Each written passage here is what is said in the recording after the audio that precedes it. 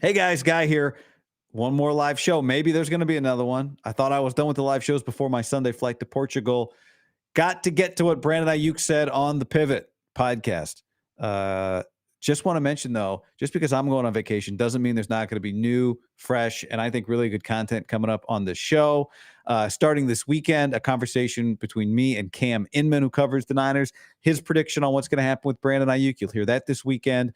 Also, Ryan Leaf coming on the show, get his take on Brock Purdy, on the Niners, and all kinds of NFL stuff. He's a friend and an excellent NFL analyst. Ted Wynn from The Athletic, big Raider guy, just a couple of Raider dudes, but conversation with Ted Wynn, who does fantastic film breakdowns. And then another really good guest is Max Brown, who played quarterback at USC. And then Pitt is a really good college football and NFL analyst, massive on Instagram and TikTok, and super sharp. The thing that all those people have in common, they all know football much better than me. And we get into the Niners offense, the evolution of Brock, some big picture for you non-Niner people, Packers, Chargers, Herbert. There's so much coming up in those shows that you're going to like. Plus, David Lombardi and I did two preview shows, one for offense, one for defense going into Niner camp. So I actually think the content's going to get better in the next 2 weeks. And then when I get back, you guys are going to be like, can you do more of that stuff? It's really good. So make sure you're subscribed and all that to check it out. Okay. By the way, I'm wearing a Hey Guy hat that is actually, it's a sample mistake. It wasn't supposed to be this small, but so I'm wearing it because I kind of like it. Go to heyguy.co. That way you find out when hats are going on sale. And you can also just send me messages, emails, mailbag questions, all that kind of stuff. It's all right there. Okay. Let's get to oops. Let's get to Brandon Aiyuk. Pivot. This is Channing Crowder, Fred Taylor. All right. Ryan Clark just came out today. This conversation posted on Friday happened before Aiyuk met with the Niners at the beginning of the week. But I'm going to go through. I got a ton of clips. You know I love to dive in and just tear these clips apart. So we're going to watch. Some of you maybe have already watched or listened to this thing. Some of you haven't. This isn't everything. There's plenty more than this, but all right. Hopefully this all works. From what you expect what you consider your value to be? Throughout this process, there was times where we were super close, or I felt like I was telling people like, tell my agent, let me get my suit ready. I'm ready. I'm gonna get it back to the Bay. I gotta get right to sign this contract. There's days and times, like in the past month or so, where you could say, yeah, we're pretty far apart. So how much influence from the other guys, how much influence do their signings have on your market? I think a lot. But with that, I felt like when the season was over, I was trying to, I was back and forth with them every day. Like my agent called me an hour. We're on the phone for an hour and a half, hour 45 minutes, 2 hours, hang up the phone. He calls them, he calls me back in an hour. We're trying to bang this thing out.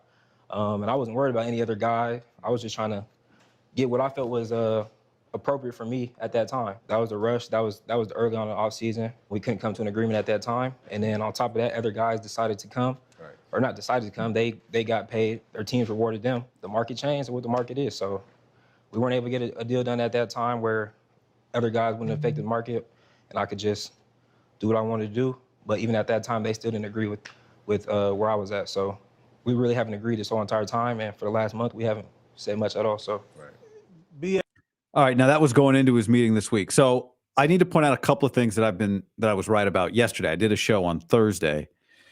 I said, Brandon Aiyuk, is he in the building or is he left? And then we found out Friday morning he's around, right? He was driving. I had heard he was in the building on Thursday. That's why I said that last night. And then he showed up and I'm like, all right, that's confirmed. But, the other thing, if you go back and watch John Lynch, his mini camp press conference with Kyle Shanahan, Lynch is kind of upbeat about Aiyuk. Like it feels like he thinks they're close. And that earlier there was a point where they were close. And that's what Brandon Aiyuk says. Like, yeah, we were close. We thought we were close. Maybe it was actually not the minicamp. It wasn't minicamp press conference. And maybe it was like the post-draft. It was one of those press conferences. Maybe it was the post-draft press conference. But there was a point where Lynch, it sounded like, oh, maybe we're close. Aiyuk says it right there. He tells us all. I thought we were close. I was getting my suit ready. We were going to do a deal. The Niners could have done a deal with him. It probably would have taken a little bit more. It'll be interesting. We may never know. Whatever deal they end up doing with Brandon Aiyuk around like July 23rd, July 26th, when they do a deal with Brandon Aiyuk. Whatever deal they could have done with Brandon Aiyuk, is that number going to be bigger than the one they could have done if they just gone a little beyond what they wanted to do, 2 months ago? Because then guys start getting it. Amon-Ra gets paid. And then Justin Jefferson gets paid. And all of a sudden, we'll hear a little bit more later. Brandon Aiyuk changes how he thinks this negotiation should go. All right, let's keep going. Number 7 in receiving yards this year, but number 23 in targets. Have you ever thought about, because we know, and Kyle Shanahan is a damn genius. I know you know that. We all know that. But it's run heavy. We know C-Mac going to get the rock because they're going to run the pass. If you was in a more pass-oriented offense and you were top 10 in targets, do you ever think about what you could do? That's what we do. That's what I'm thinking about right now. I have so much more to give. I got so much more to give.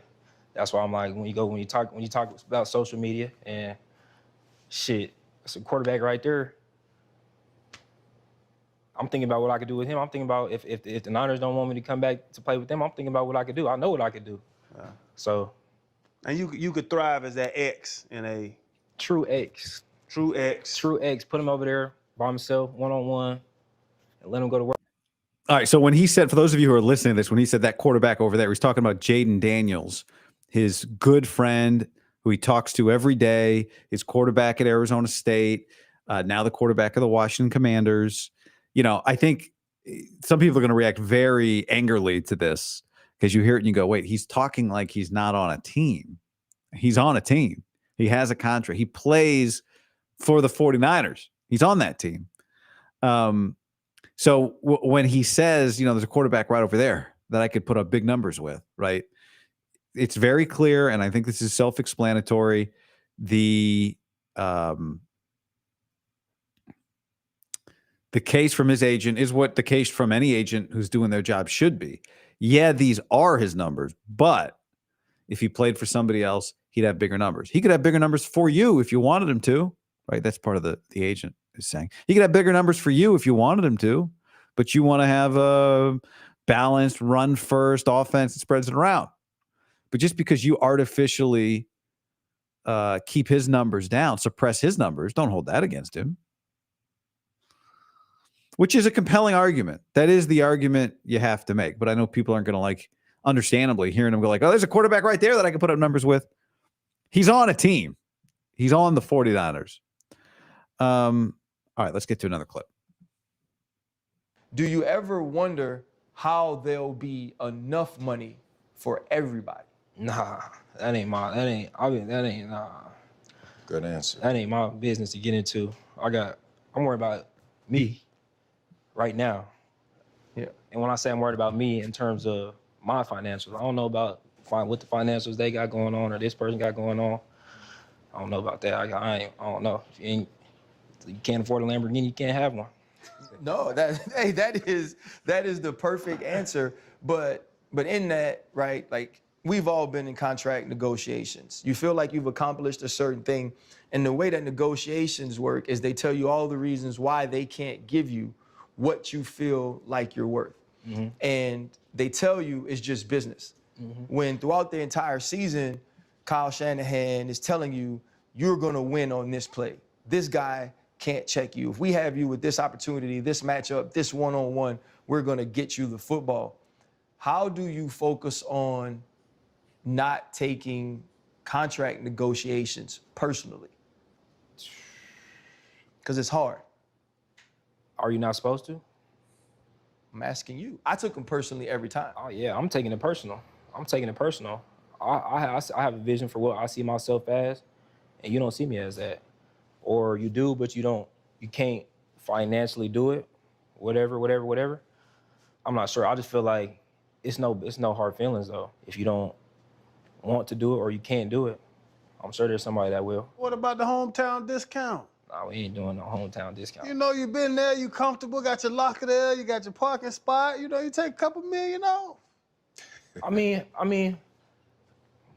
we'll have to see. We'll have to see. Okay, so a few things that were good there.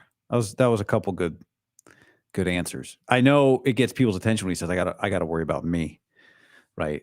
But that is the right answer. It doesn't mean that when he signs this contract and then plays a game that he's not all in to maximize for the team. I mean, the ideal is that what is best for a player can be best for a team, right? So like I've seen this guy play team football. I've seen him block. I've seen him play hard. I've seen him stick his nose in there. So I know that quote has gotten some attention. I don't worry about, I'm not worried about him also not being about the team. The teammates, right? When his answer was great, when Ryan Clark said, you're not supposed to take it personal. He says, aren't you? Well, I'm taking it personal. It's easy for the team to say, don't take it personal. Well, the team is not a person. The team is a team. It's an organization. It's a jersey. The player is a person. So he's right. I thought it was a great answer from Aiyuk. Why wouldn't I take this personally? You know, the other thing, and this is why I think it's good, like I've got a bunch of clips to go through. Why it's good to listen to the whole thing is like that clip of him saying the thing about Jaden Daniels is just part of it. But there's going to be some more clips, but maybe people won't see it all. So I should also put this up. Comment here from Judd says, Aiyuk also said when they asked about playing with Jaden Daniels, let me stop you right there. I'm in the best spot with the right team, the right quarterback right now. So if you watch the whole thing, as we go through this, he says other things that are complimentary. This guy,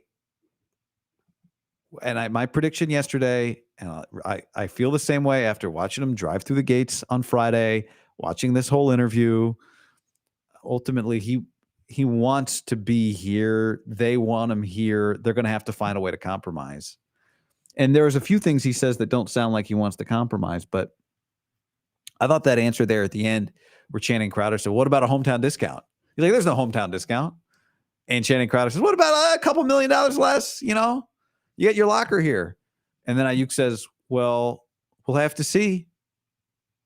We'll have to see. So I think we can say that there is a pull for him. Think about the other place he's talking about. The other place he's talking about is Washington, where one of his best friends in the world is. So there is a part of this that it is about what is right for him from a career standpoint, not just from a financial standpoint. Next up. This was interesting. The question from Ryan Clark is February 11th was the Super Bowl. February 12th was the day after the Super Bowl. And there was a bunch of messages from his family, people around him. Your brother said, okay, this is probably why we're not going to be here. Thank you for drafting us. One of your best homeboys. He also wonders, how can a guy that's all pro, over 1,300 yards, only have 3 catches in the Super Bowl? I see that you and your lady are extremely close. Even she was like, man, shoot, this is the last time me and Bray might be up here, right? So you yourself and all of your family members, all of your closest people that are connected to you had something to say or felt a certain way after the Super Bowl. What was it about that game that made all of you so upset? Like, Super Bowl is crazy. The Super Bowl is crazy. The emotions is crazy. It's like 2 weeks of just emotions. The game is like crazy emotions. Like, it was probably the best feeling ever in terms of playing football. And I think once you get out of there, different results than you were expecting the whole entire time for those 2 weeks, 3 weeks, whatever the case may be. You feel it a lot more than you could ever think. Even looking back to it now, I didn't even realize how down I was, how messed up I was.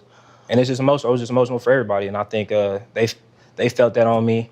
My brother felt that on me, and he's just trying to speak out. He's just trying to speak out in terms of what he thought I may be feeling or whatever, but that's what he felt. And that's just, I think he asked valid questions. You also posted on your story don't forget what got you there. Are you telling me that that wasn't connected to the Super Bowl and your amount of targets? Because I had to watch the game again to analyze it. Brandon Aiyuk had some man-to-man opportunities where Brandon Aiyuk was wide open. So when you say don't forget what got you there, are you saying that that had nothing to do with the amount of times you were targeted? No, absolutely did. Absolutely did. I get out of the Super Bowl, and I just feel like you're throwing the ball to me 5-6 times a game all year. I went for 100 6-7 times this year. I done turned 70 catches into 1,400, and then here we are right now talking about being paid, getting paid top dollar in this market, but I don't know. So this Super Bowl is tricky. We moved on past from the Super Bowl. Yeah, it's a complicated answer because it's a very emotional situation. He acknowledges, hey, that was just a very emotional situation. I mean, I don't know anybody that watched that Super Bowl and saw Aiyuk get a little less and say, well, this looked different than in other days. So I don't know if we really dug into it.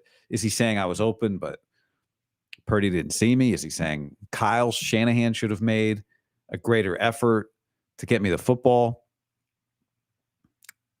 I don't know. I'd be curious how, if we said, okay, what should have been, how could it have been different? Were there other games where you felt like you were a bigger part of the game plan than this one? Or did the defense just make it hard? Like, what was it? But I'm okay taking what happens the day after a Super Bowl, emotional, heartbreaking. He said, I'm not going to play the clip here, but he talked about how playing in the Super Bowl gave him an even greater appreciation of what he's working for because of how special it was to just play in the game, which is good. Like, you want guys to come out of that game inspired to get back, not broken. And he does sound, if he's back on the team, like a guy inspired to get back. Next up, Fred Taylor. I enjoy this podcast. I enjoy Fred Taylor on this podcast. Fred Taylor twice, once later says, hey man, because Ryan Clark is doing this whole like, come play for the Steelers thing because he played for the Steelers.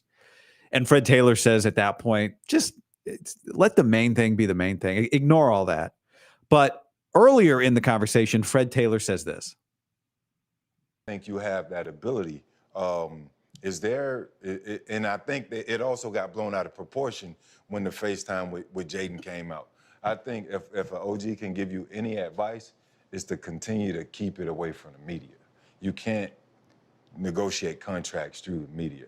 So allow them to do that behind the scenes and keep moving accordingly, keep working on your craft, keep, showing up or whatever you have to do. And hopefully, they'll come around and cut that check for you. You have been extremely quiet, right? Ryan's been quiet. Ryan Williams, the agent. I don't know that I'd agree totally. You've been extremely quiet, but I get what Ryan Clark's saying. Like, you're not doing a bunch of interviews talking about it. Don't do the negotiation through the media, says Fred Taylor. This is media.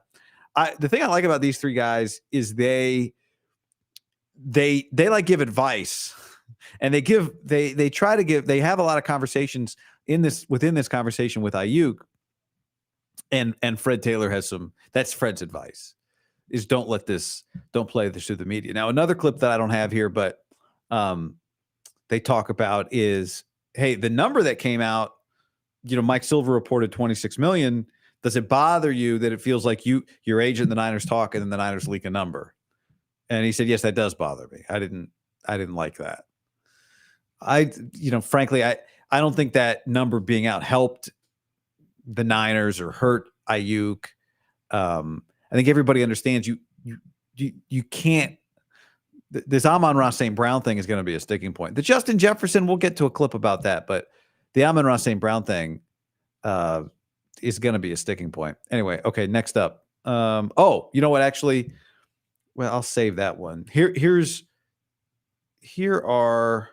a few other things I want to play here. Some of these are out of order, but this is let me play this. This is at the end of the interview.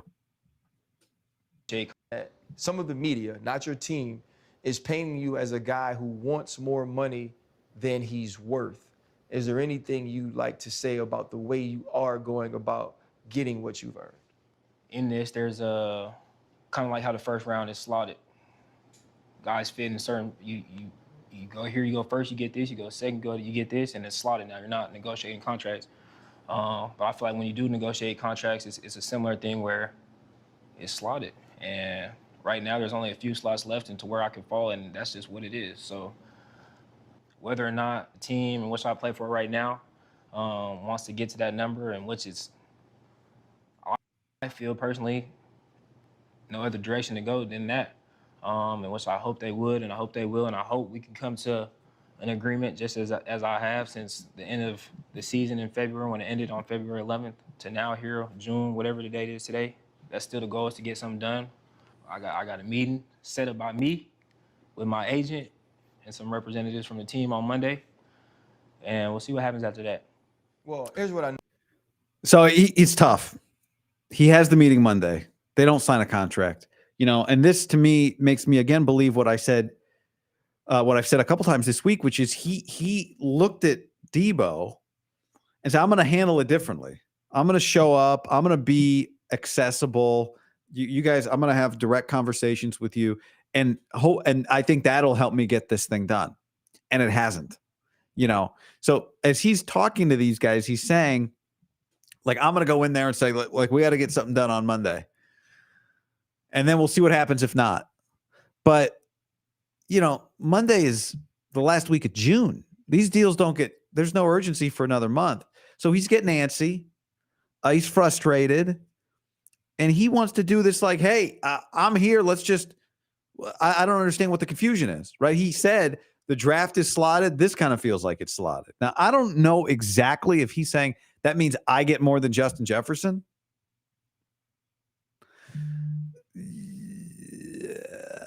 Because that's not going to happen. So maybe I'd be curious, like, are you including Justin Jefferson in that? Or are you just talking A.J. Brown, Amon-Ra St. Brown? Are you including, like, you're next up and then you get more than Justin Jefferson and then CeeDee Lamb gets more than you? Is that how you think this is going to go? So, not that. That's not it. But I understand him thinking he gets more than Amon-Ra. And people get mad at me when I talk about draft slotting, what you came in with, what you made. So your next raise is going to be somehow correlated to, if you made 12 million more than that guy the first time, you want to make more than 12 million more than him the second time if you're as good as him, which is the Amon-Ra thing. So, yeah, that's interesting logic. That logic probably does not fly very well with the 49ers. And if he thought he was going to walk in there Monday and just say, all right, I'm here, let's do this, obviously that did not happen. That did not happen. I've got more clips to play, but before I do want to tell you about Circa Sports Contests. Go to circasports.com, click on contest. You can find out about both of these contests, the biggest pro football contest in Vegas. Circa Million is $6 million in guaranteed prizes. That's the minimum that pot is going to be. Circa Million is you pick 5 games per week against the spread. Whoever wins in the end wins. Whoever finishes dead last gets $100,000 as well. There's a couple ways you could play that. I mean, you could split it up like you and 5 buddies, each one of you makes a pick each week, and then you play together. That'd be a fun way to do it. But you go to Vegas, or you go to Reno, or you go to Henderson, but you go to Circa Sports to sign up, and then you can play from anywhere. So that's Circa Million. Same entry applies for Circa Survivor. Circa Million, you pick 5 games a week. Circa Survivor, you pick 1 game a week, not against the spread. Straight up, you just try to stay undefeated. Go 20-0, be the last one standing. If it's one person, you get the entire pot. If there's a couple people, you split the pot. Last year, there's 4 people that split $9.2 million, $2.3 million each. It was the largest legal football contest in history. So there's 2 contests. By the way, Raiders-Niners is going to be a Friday night preseason game in Vegas. So you could fold this whole thing in. If you're looking for a reason to go, or you're going, go to Circa Sports, enter in Nevada, play from anywhere, legitly. Visit circasports.com, click on contest for more information. If you have any questions, you can just ask me sometime too. Okay, I want to get to some more of these clips, and then we'll get to some of what you guys think as well. Here's a question about Brock Purdy. 2 best years are the last 2 years. 75 catches in one, 78 in the other, 1,000 yards in both years. Bike to back, as they say in Florida.